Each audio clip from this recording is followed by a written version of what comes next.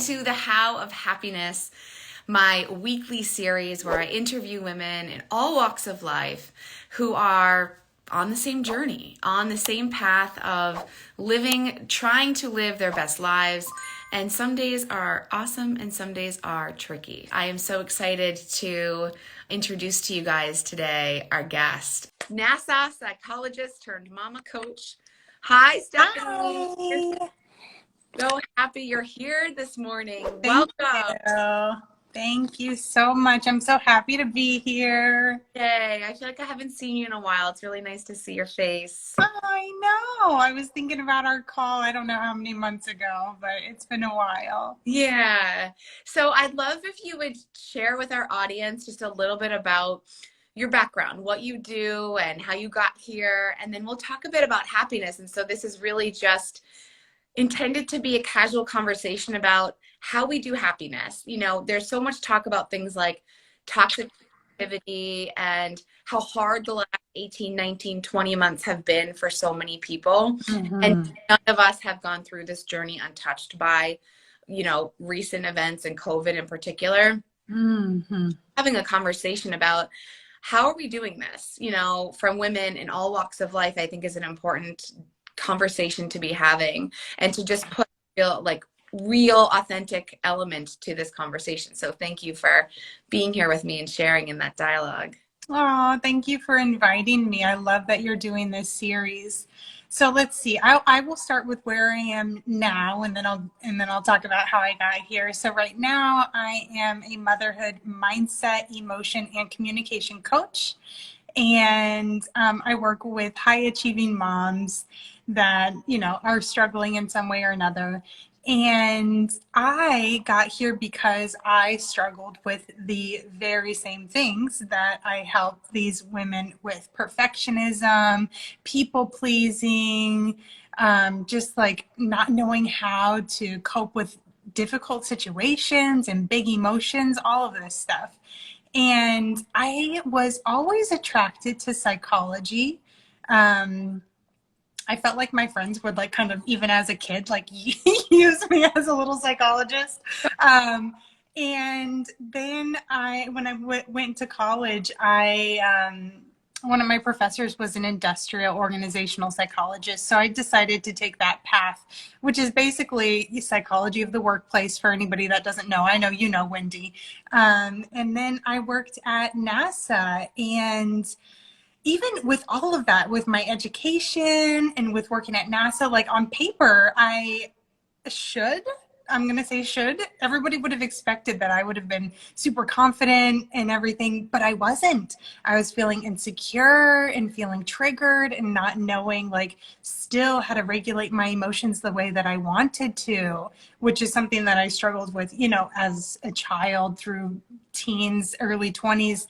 And I came across the human element, and it changed the game for me. And basically, as soon as I came across that, I was like, I am going to spread this to as many people as humanly possible. And so that was that 9 years ago now? I think that was nine years ago. And anyways, so there's lots more details, but that's the gist of the history. Yeah. Love it. This totally changed the game for you personally and professionally. Yes. And it sounds like through doing some of your own work and then through aligning your profession with this work has been a major contributor to your professional fulfillment, Yes. and personal happiness. So tell us a bit about, what does happiness mean to you? When you think about happiness in like your daily life, your daily practices, what does it look like? What does it define it? And do you have any routines or practices around happiness that you focus on cultivating joy, or is it more of like a, just kind of an organic process for you? Yeah. So I used to, and I still catch myself doing this, I really used to tie happiness to success and accomplishments and like doing the next thing and that. And the more and more as I've, gone through this journey and done this work, I've realized like, this is it. Life, like, because no matter what I accomplished, it was kind of like a anticlimactic, like okay, moving on to the next, like, the goal would just move, the Right. goalpost would just move. So now how I personally define happiness for myself is being true to myself. So honoring who I really am, letting go of what everybody else thinks that I should be doing or wants me to be doing, and just pursuing my dreams, asking for what I want, and Mm-hmm. then allowing myself, I will say allowing myself to like let go of my inhibitions and feel joy Mm-hmm. through even the little things. And for me, when I had my girls, like that also helped because they'll be playing outside and stop and like stare at a rock and just like, maybe that sounds so silly, but like just see the magnificence in everything. So Yeah. that has really like helped give me a new perspective. And you said like, is there anything I do daily? So daily to cultivate this, I have a gratitude practice every day. Where I journal around, what I am grateful for. And then also I do affirmations daily as well. And tell us a bit about the affirmations. So, how do you do? Everyone does affirmations a little bit differently. Yeah. Have the same affirmations that you have that you write down or repeat every day. How do you do your affirmation practice? I don't do the same ones. So I just like take a minute to be like, okay, like what do I really want to be reminding myself of, like that I am and today, and that shifts daily, but I tend to go to the probably the same 7 to 10 over and over again. And some people I know really struggle with affirmations because they're like, it just like feels like I'm lying to myself. And so one trick that I have is I tell people, you can shift it and say, you can put like, I'm willing to believe that I am, to help kind of get past that resistance. So I love uh, it because I yeah. often teach my clients about shifting your verbiage around do I want to versus am I willing to. So it's really helpful for reaching goals to change the language you're using to describe the action that you need to take to reach the goal. So Yeah. I ask myself, do I want to work out? The answer is a resounding no of the time. But Yeah. myself, am I willing to work out? The answer is yes. Yeah. When you phrase it that way, yeah, actually, like I'm willing to. Like now Yeah. back to my choice versus feeling like there's this thing I have to do. Yes, I love that. I love that it can apply also to affirmations because that is so true. One of the things that as we do mindset work and as we change our cognition and change our belief system to really support the best version of us the way we want to feel in this life, Yeah. many people will say it doesn't feel true. Like it just feels like I'm just making it up and I'm hoping Yeah. to hold on to it, or I'm hoping it sinks in or kind of seeps into my brain and becomes reality. And repetition helps, aligning your behavior with that belief helps. But I love the mindset shift of also with affirmations saying, I'm willing to believe this. I'm willing to. Choose this thought today. I'm willing to choose this belief today. So what would be an example of an affirmation that you see on your morning or your daily practice that tends to repeat itself a lot? Which one do you tend to really kind of gravitate towards? Yeah. So let's see. Recently, I do a body affirmation, and what's another one that I do commonly? Okay, and I don't know if this is going to sound weird, but a shine bright affirmation. So I shine bright so that others can shine too, because the way that I grew up, like, you're not supposed to brag. You're not supposed to, say what you're doing well. You're not, there's all these, you're not supposed to. And just that's just, it's not true. And actually, I've noticed over the years that like when I do shine, it really does inspire other people to show up and be more of themselves as well. So I find that I go back to that one. And then the body one, I had my second baby right when COVID hit March 2020, and she was a super big baby, 10 and a half pounds.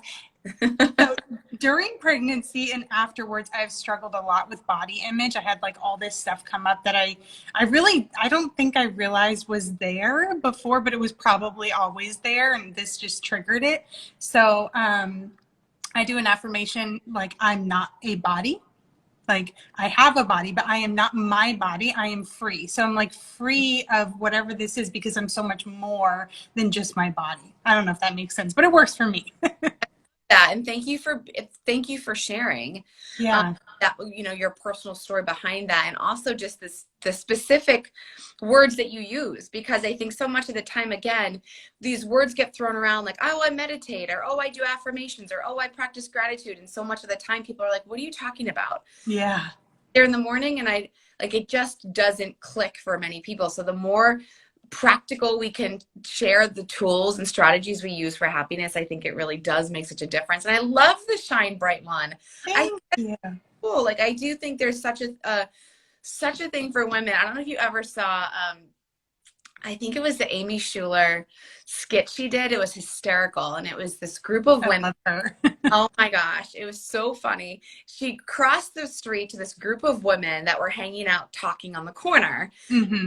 They were essentially like giving each other compliments, but each one knew that they should, you know, like disregard the compliment or minimize the compliment. So Yeah. everything like, oh, this, like, oh no, I'm like the ugliest hair person in the whole world. So disgusting. And then your shirt range, like, oh, this whole thing was like my grandma's from like 1940. So it's always like, and then someone complimented Amy, and she was like, thank you. And then like, like lions come out, and all the women are like angry that she accepted a compliment. Yeah. Good in that place of celebrating something positive. And Hmm. it was so funny, but so true. There is this expectation, Hmm. unspoken, Yeah. among women that, you know, we don't celebrate, we don't brag, we don't, you know, speak of our successes. We just, you know, act like everything, we're just, you know, everything's just fine, and we're just fine, and everything's great, but there's like nothing that you need to see or hear from me that's above ordinary. Yeah. It's such a shame, It because really is. the more that we shine and allow ourselves to shine, the more others see that it's possible. What Yeah. I possible for you, what you're doing is possible for someone else. The changes you've made are now changes someone else can make. You become an example of what's possible. And I know we're like sliding off of happiness a little That's bit. okay. Role in happiness, right? Yeah. Our self-worth, our self-esteem, our body image, mind image, success, all of the images we have of ourselves Yeah. actually plays the biggest role, you know, in our happiness. A lot of the times is how we see Hmm. ourselves. And so it's pretty awesome to think about, honestly, that in itself even being a movement. How Yeah. as a can you encourage others to shine bright by shining bright, and Yeah. to do your best to not be seen as just this, you know, cocky bitch that's like just touting all of her successes. It's never the story. That's never the story. And if it is, then that person is hurting so bad, so bad. Right. That triggered a thought for me. So a lot of my clients, just like the way exactly how you described the skit with Amy, a lot of my clients have a hard time accepting compliments and praise. And I remind them that's actually a sign that that your self-acceptance is low, at least in that area. And then put yourself in their shoes and put yourself in the shoes of giving somebody the compliment. How does it feel when they reject it? Yeah. It doesn't feel good. Right. Yeah. Right. It actually just gave me chills thinking of that scenario, because it is so real that we give compliments because we feel something in our hearts to share. And we Mm-hmm. think, oh my gosh, you know, this woman, we're just talking about women, you know, because that's Yeah. what we do, but Yeah. we're the women. And so we compliment each other because we see something special or something to celebrate or something cool. Whatever. And when somebody is like, oh, you know, disregards it or minimizes it or creates some reason why it's not true, you're like, Mm-hmm. oh, well, now I'm kind of bummed too. Like you're bummed clearly because you're not even taking this in. And now I'm kind of bummed because I thought we were celebrating something. So I Yes. robbed my joy. Yeah. Girl, don't rob my joy if I give you a compliment.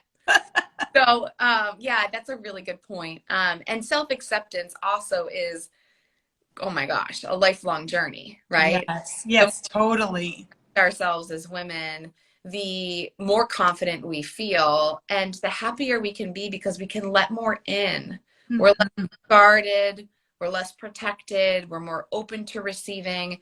So it's actually all pretty amazing. And I love that our conversation's taking this turn because it seems like we could talk about this and blow it up in a whole separate conversation altogether.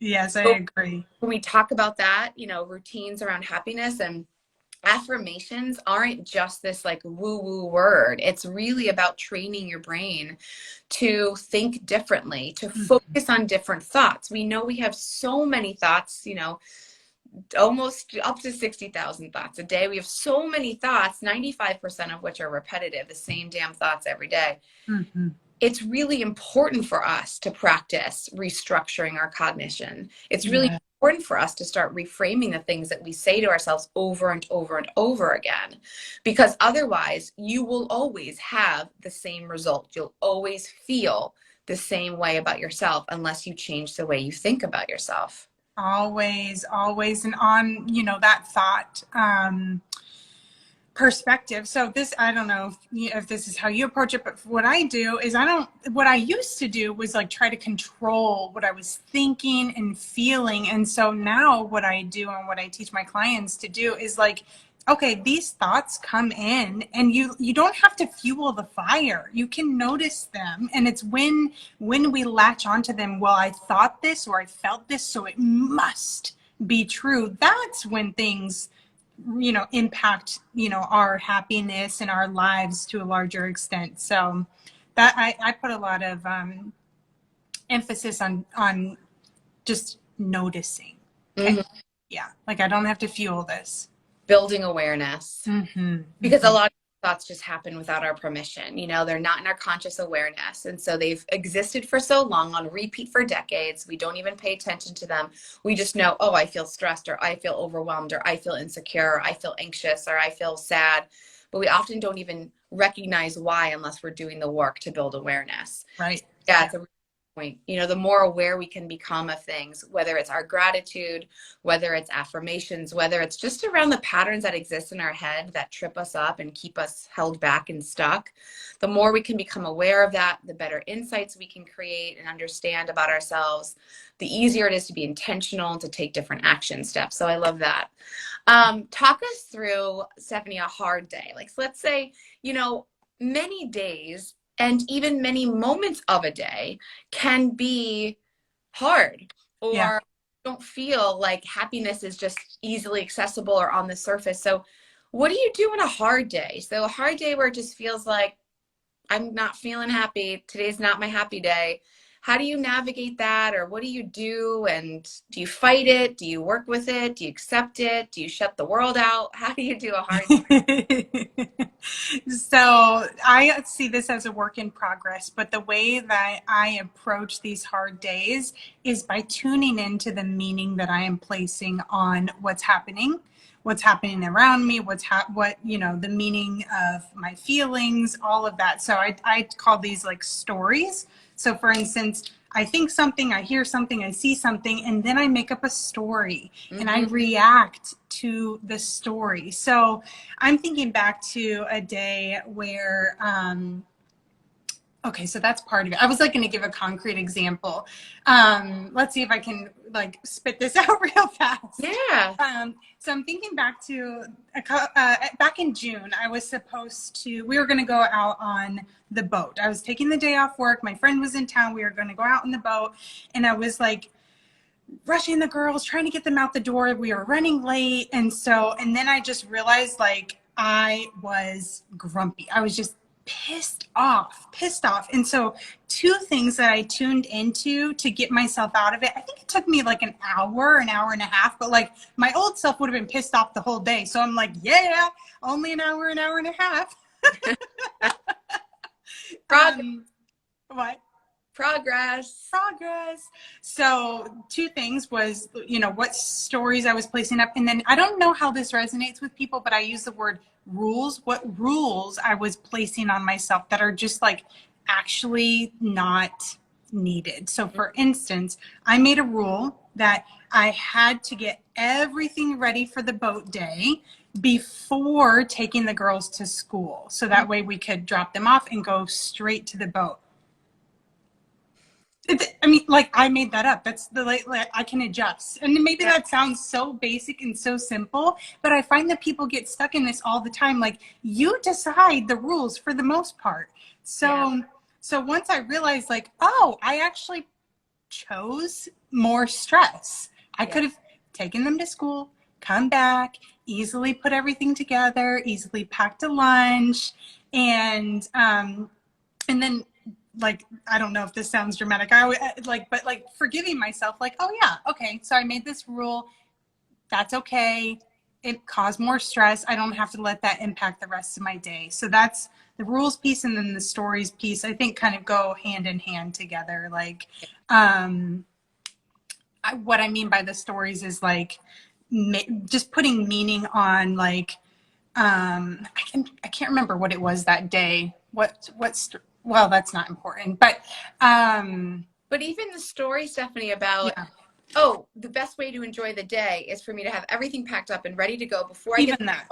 And then we're gonna have the best day because we're gonna maximize all of our time, and we're not gonna waste any time coming back after. And there's story. And then there's the rule: I got to get it done. Got to get it done. And then I don't get it done, and now I'm stressed out, which is robbing the joy of the day. Yes. And then it's going to take me time to recover from something that I just created. The story, best if, which there's that high achiever in you. And achiever, I'm sure, in your clients, is this often this all or nothing rigidity. Yes. Often set up rules because we believe they're going to keep us feeling safe and contained and be able to go through our day orderly, and we'll feel like we're in control of our lives. If I have a plan and everything goes exactly according to the plan, but like in reality, like, it doesn't matter. Most of it doesn't matter. It doesn't matter. It doesn't matter. Rules are arbitrary, but they are based on those stories in the moment. So I love this example because I think that you're like, well, is this even like, it's not even a big example, but it's an example. This is a thing that's, I think, for many, if not most women, when we are navigating life and we're juggling everything from careers to maybe families to homes to bills to friendships to partnerships to, there's just so much to navigate that just like at homes, we would love there to be a place for everything so that it doesn't feel cluttered, so that we're not walking into unfinished business in every room that we have in our homes. That pull feels very similar to just wanting our days lined up in a way that makes sense to just optimize stress-free living. Yes. But rules get a little too rigid and totally rob the joy. Now, and I love that you're celebrating, oh, well, an hour and a half was like a good turnaround. Yes. Because it can easily cause the dominoes to fall. Yes. But now you come back after dropping the girls off, and then you take the time to pack, and now it cuts into the boat time, and now you have to hurry back to get them from school. And you're like, I just got, so it can follow you all day if you let it. Very easily. And something else that I just remembered about that day is something that helped me get out of it was tuning into, where did this start? Like, at what point did things in my head go south? And then I started like spiraling a little bit. And I had this memory. So like I said, I've been working on losing weight. And after having Sophie, and I realized, like, oh, the moment that things went south was I just very quickly walked past the mirror in my bathing suit because we were prepping for the boat, and I the evaluation was not good, and that was the start of it. So then tuning into like that very first moment actually helped me get out of it, because it's like, oh, okay, like the day's not, hell in a handbasket. It just like, I had this moment where I was pissed off because I'm not where I want to be, and that's okay. And so realizing, I think a lot of times those moments are so brief and so quick that people don't notice them. And if you don't take the intentional reflection, if I don't take the intentional reflection, it can just put so much more meaning on everything else. Whereas if we tune into like, okay, where did this start? It can release the power or the hold that it has on us. Yes, absolutely. I love that. Noticing what that moment was and just allowing it to change in that moment versus something that's kind of bled into future moments throughout the day is such a powerful way to just cut it short. And, Yes. like proportionately so, you know, like there's a moment, I was upset in a moment. That's okay to have feelings about something and I can leave it there. It doesn't Yes. disproportionately reacted to. Awesome. I love it. Um, any other thoughts about or tips or ways that you do happiness that you would like to share? Anything else that comes to mind when you think about happiness or just your own journey to a happy life? Yeah, so I alluded to this, but to be really explicit, I allow myself to feel my feelings. You know, growing up early in my teens, early in my 20s, I would just try to control to create that perfect life, to, you know, have the plan. And I actually found that when I just allow myself to feel the feelings, they don't stay with me. It's like, okay, that was a blip and moving on. So that actually feeling them, even when they're negative feelings, allows me to be happier more often throughout the days. Mm-hmm. Yeah, it's interesting. I was thinking about what like you know, an analogy would kind of be or a metaphor. And I was thinking like, you know, when we fall and we get hurt, I don't know if that one's going to work. I'm trying to think of a way to explain this because this again is also an example that people get tripped up on. They do. Like, it doesn't seem intuitive for me to be happier if I'm feeling sad. Right.